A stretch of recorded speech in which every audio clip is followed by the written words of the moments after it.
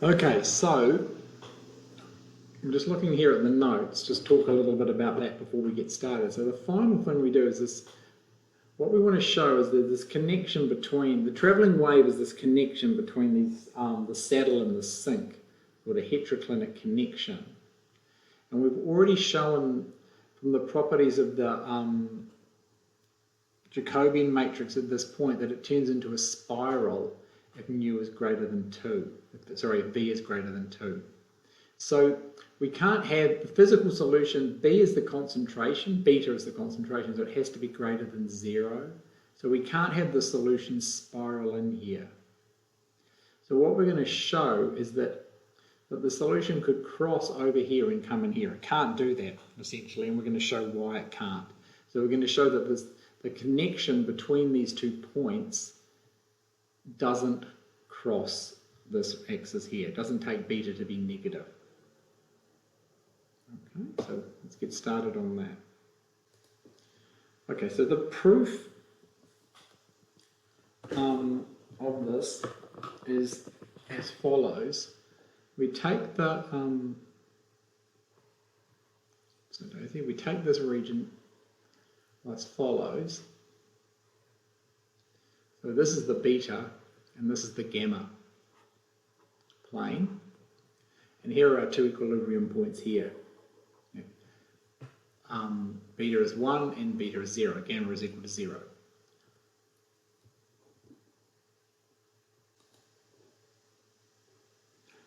Okay, so what are the equations here?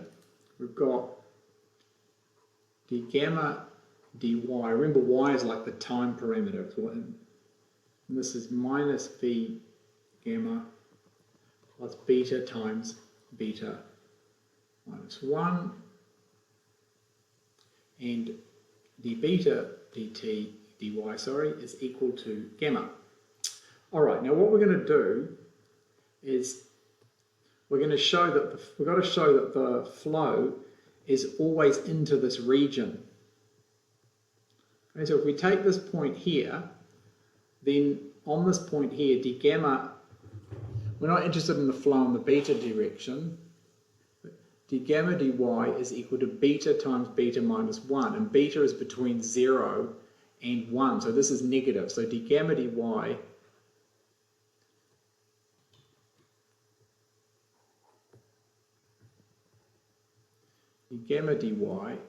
is less than 0, so the flow's in. It might be in at another angle, but the flow's in all the way along this whole surface here. And likewise, over here, we have the beta dy is equal to gamma, which is less than 0. So all the flow's in. So that only leaves us with this problem of showing that the flow's in along this line. Now this is where it gets a bit tricky, because this line here we parameterize. So we write this line here as the line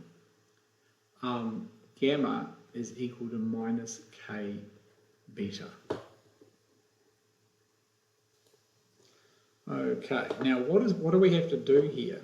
We've got to somehow get these vertical lines to be steeper than the slope. You know what I mean? So this line here, so the slope of this line is equal to minus k. And the slope of the line that's the flow that's crossing it is given by d gamma d beta. Okay, which is of course equal to d gamma dy divided by d beta dy. Let's write that down here. So it's going to be equal to d gamma dy divided by d beta dy. So we've got a formula for that. It's minus v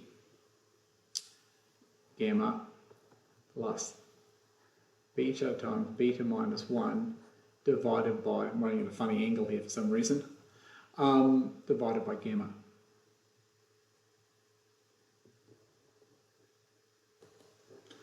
Alright, so I'll grab another colour here. What we want is, let's draw this green here, we want d gamma dy to be less than gamma over beta, okay, the slope. Because the slope k here is equal to, rearranging it, minus k is equal to gamma over beta. So what we do, I'm going to write it up here. We start out and we look at what d gamma, so this is just basically saying that this slope is greater than the slope here. So all of them are negative, right? D gamma, it's got to be a bigger negative number. It can't be positive, right? So this is a negative k. This is negative on the slope. Okay. So we say d gamma dy minus gamma over beta, and we work out what that's equal to. So it's equal to minus v plus beta times beta minus 1 over gamma minus gamma over beta. And then gamma over beta is equal to minus k. So we parameterize that. So it's equal to minus v plus beta minus 1. Sorry, whoops, minus, what's my minus, right? Beta over gamma minus beta minus 1 over k plus k. So we need that thing here to be, this has to be less than 0. So that has to be less than 0, sorry. And that has to be less than 0. So that's our condition for the, if we can show that's true, then we can show that this slope's great, bigger negative, so always flows in.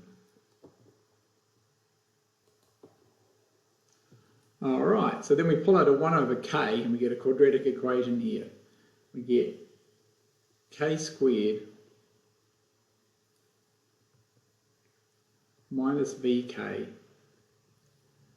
plus 1 minus beta needs to be less than 0. Okay, we've assumed that the k is positive, so therefore we need to have k squared minus vk plus,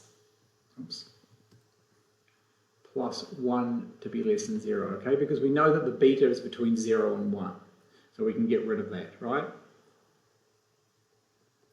All right, so that has to be true, otherwise somewhere along this beta we're going to get some problems. And you can look at that quadratic equation. This is only going to be less than 0. This is only true if v is greater than 2. Okay, if v is equal to 1, then we're going to get, k is equal to 1, we get 1 squared, etc. Okay, just looking at the quadratic, you can work that out.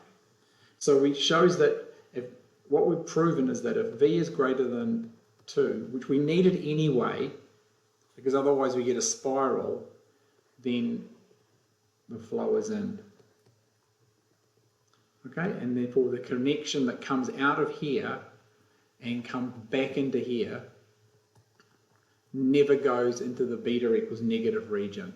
I've done a very poor job of drawing it, but it never crosses over into here with the forbidden zone where beta is negative, into the region. So it can never flow out. Okay, so therefore we get a travelling wave. Now, that's actually not quite answered the question that came out of our numerical solution, because our numerical solution showed that we do get that connection, and it showed that, so I'm going to write this down here and then show it to you.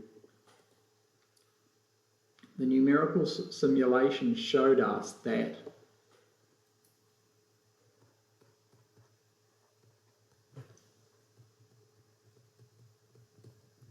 so that there's the speed of the wave, in this case, is a free parameter still, but we showed that v is equal to 2. So the speed of the wave, for some reason, it goes at the maximum speed it can before it will be able to start to spiral, which is not physically allowed and could never come out of the equation, because there's no mechanism in the equations for this parameter that's always positive to ever become negative. The equation just smears it out. It never could create negative amounts of it. And I'll just show you that in the simulation here, what I mean. Okay, so here is the numerical simulation zipping along here, and it's maybe hard to see that, you know, how fast is it going, but it's moving at the speed of 2. So we expect it to, you know, hard to tell where it is here, but it should get to 25 about halfway at about 12.5 seconds or something like that, and it does get there. So this front is moving at a speed of 2. So in our analysis, the speed is a free parameter, but for some reason the numerical solution is finding the maximum one. And there is various theories about why that's the case, but that's just missing from the discussion here. Okay, we don't go into that. All right, something to, you know, look to do next. All right, I'm going to finish there.